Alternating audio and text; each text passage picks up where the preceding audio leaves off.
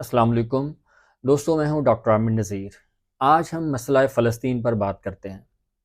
فلسطینی بچوں پر جو ظلم اور بربریت کی گئی، انسانی تاریخ میں اس کی کوئی مثال نہیں ملتی، اور اس ظلم اور بربریت کو جس کھلی آنکھ سے دیکھا گیا، دنیا نے شاید کبھی ایسا ظلم دیکھا ہو، اور جس قدر بے حسی کا مظاہرہ اسلامی ممالک کی طرف سے کیا گیا، شاید اسلامی تاریخ میں اس کی کوئی نظیر ملتی ہو۔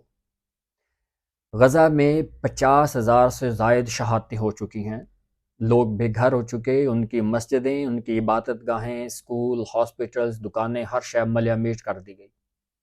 اب ان کے پاس کھانے کے لیے کچھ نہیں ہے، پہننے کے لیے کچھ نہیں ہے، وہ بے گھر ہیں اور کھلے آسمان کے نیچے اپنی زندگیاں بسر کر رہے ہیں۔ انفارچونیٹلی اس کا مقدمہ سب سے پہلے عالمی عدالت انصاف میں لایا گیا، جو ایک غیر اسلامی ملک ساؤتھ افریقہ نے لڑا۔ ساؤتھ افریقہ نے نسلی امتیاز کے خلاف ایک بھرپور جنگ لڑی تھی، جو اس نے جیتی تھی۔ اسی جذبے کے ساتھ اس نے یہ مقدمہ بھی عالمی عدالت انصاف میں چیلنج کیا، لیکن اسلامی دنیا کی طرف سے ساؤتھ افریقہ کو کوئی سپورٹ حاصل نہیں تھی۔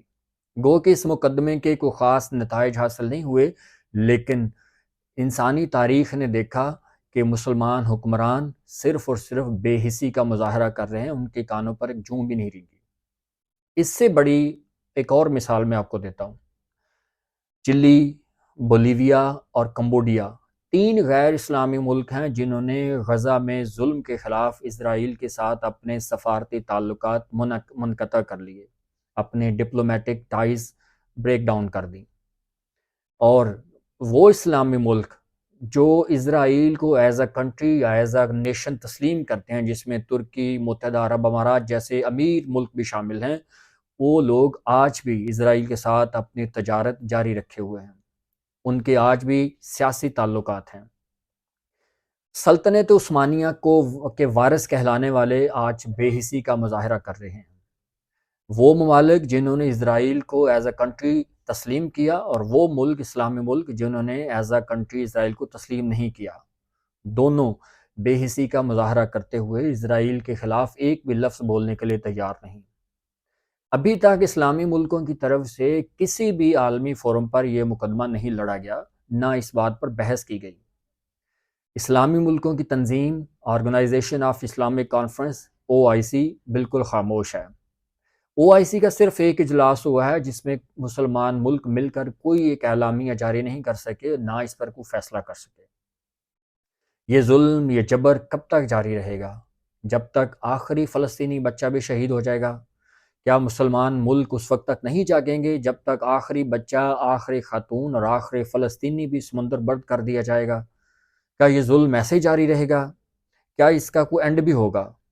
گو کہ اقوام متحدہ کی سلامتی کونسل نے جنگ بندی کی قرارداد بھی منظور کر دی، لیکن جنگ بندی پر عمل نہیں کیا جا رہا، اور جنگ بندی کی قرارداد بھی اس وقت منظور کی گئی جب غزہ بالکل تباہ ہو چکا، ہر چیز ملیہ میٹ کر دی گئی۔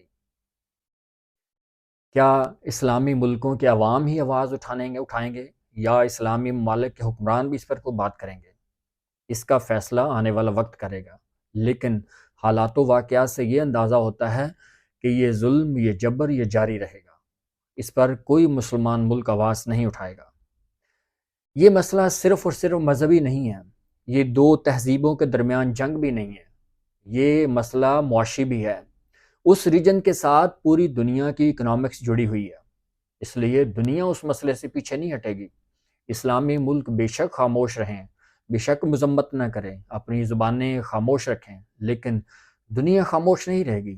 دنیا اس مسئلے کو منطقی انجام تک پہنچانا چاہتی ہے، وہ فلسطینیوں کو وہاں سے نکالنا چاہتے ہیں، کیونکہ وہاں اکنامکس ہیں، وہاں کمرشل ہے، وہاں تجارت ہے، وہاں مذہب ہے، وہاں تہذیب ہے، وہاں سویلائزیشن ہے، وہاں 2 سویلائزیشن کا ٹکراؤ ہے۔